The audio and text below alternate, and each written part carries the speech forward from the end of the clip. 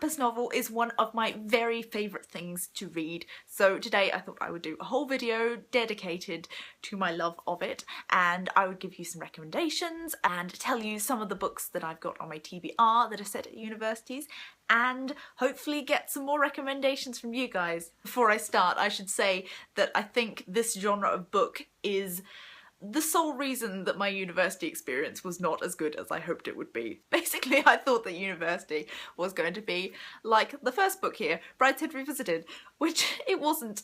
My university was not nearly as pretty as Oxford. I honestly thought that I was going to go to university and stay there forever and become a professor, and that was going to be my life, and clearly that hasn't happened. I guess it's always interesting to see how people's lives take different turns, especially career-wise. So this book is one of my favourites of all time, which is why I've designed a cover for it. This is about Charles Ryder, who is a student at Oxford University. He makes friends with Sebastian Flight, which has got to be one of the best names, who famously carries around a big teddy bear with him wherever he goes. Not much of this is actually set at Oxford, but it kind of made me fall in love with the idea of it. Then we have The Secret History, and I'm not going to say much about this, but it is brilliant, brilliant book, beautifully written, fantastic, fast-paced plot, and I love this book. Then we have something a little bit different, which is The Name of the Wind by Patrick Rothfuss, a recent read for me, one of my favourite reads of the year so far. I don't have a physical copy, but I do have this short novella, which is in the same series. It's set at a magical university. Need I say any more? While we are on some of my all-time favourites, I should also mention Northern Lights by Philip Pullman. This isn't technically a campus novel, but it does start off in Oxford. It's a parallel world of Oxford, but I think this had something to do with my love of the idea of Oxford as well. Then we have Morris by Eaton Forster. This is a sort of classic LGBT novel. Quite a bit of this is set at Cambridge, so it has that very collegiate sort of atmosphere to it. Another one is The Liar by Stephen Fry. Again, not all of this is set at a university, some of it's set in a boarding school. Lots of LGBT themes, really, really funny, lots of academic humour, and oh, it's great. It's very, very Stephen Fry, very British dry wit. Great book. Of course we have Norwegian Wood by Haruki Murakami, which is probably his most well-known work. For me, this one didn't have quite the same kind of university feel to it as some of these other ones, but most of them are British, so that's probably why. It is a thoroughly enjoyable novel, and you know, if you're making a list of academic novels, then this should probably be on there. Another one that I liked but didn't love was Fangirl by Rowell. I know that lots of people just adore this book, and I can see why. There are lots of really relatable characteristics that the main character has, and it's a real sort of coming of age story as well. So it has a lot to do with all the anxieties of figuring out what you're supposed to be doing at university. It's got a bit about plagiarism in there and academic integrity, and yeah, I mean, it's a book for the Harry Potter generation, and if you haven't heard about this, then where have you been? Finally, in my recommendations, we have Bobcat by Rebecca Lee.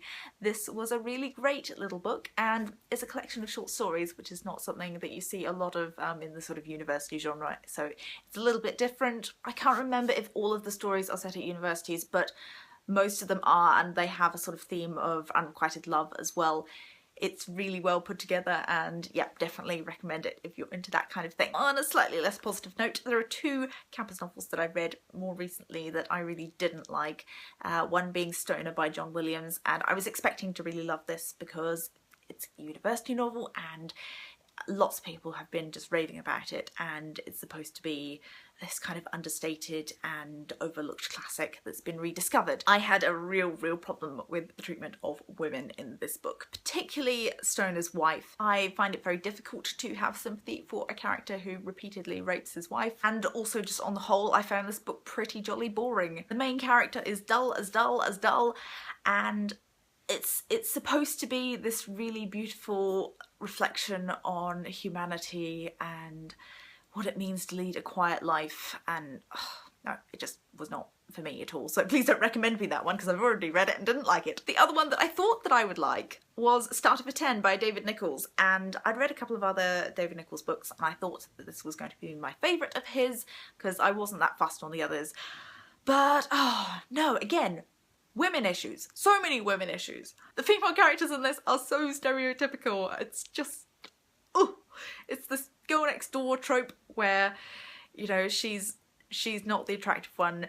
He falls for another one who's more attractive, and then she is actually really superficial and not that clever and all these things. So in the end he goes for the smart one who is less pretty. I'd actually seen the film of this way back, and I remember enjoying the film a lot more than the book, and these issues were a lot more pronounced in the book. The first person narration means that we get all of his awful thoughts about these women. And no. At the end of this video, I'm going to ask you for your recommendations for campus novels.